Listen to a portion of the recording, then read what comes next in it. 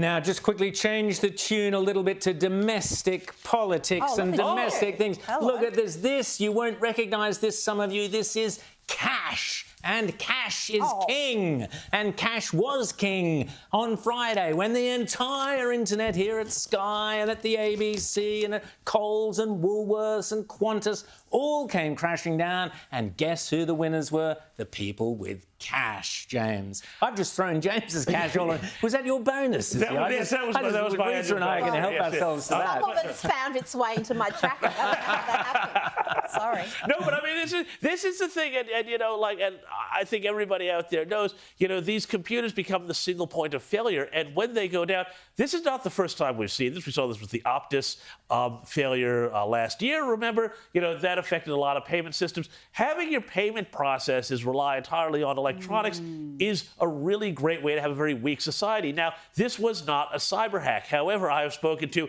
a number of people who have said this is exactly what it would look like if in the prelude to some military operation you wanted to take Australia offline. You could do it very easily by shutting down all these systems. Without cash, we're not able to pay for anything. Society would literally grind to a halt. I'm not saying be crazy and, you know, have, you know, thousands of dollars under the bed, but it's like be able to do things without computers. I was at one of the big supermarkets yesterday, and it was still a complete shambles because they couldn't get all the tills open. People needed food. You take this to a much greater extreme if things really did shut down and nobody had cash. You really have a recipe for societal chaos. Well, that's the problem.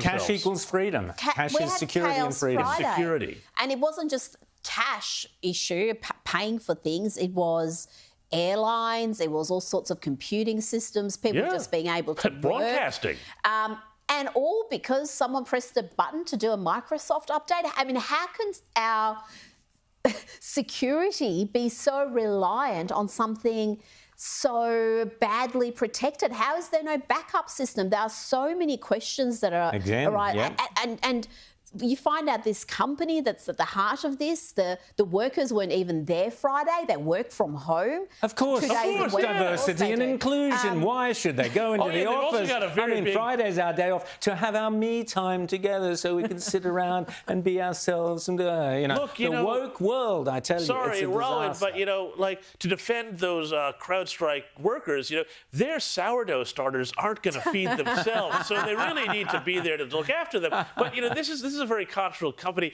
that also had some links to when the Democratic National Committee claimed to have been hacked back in the election.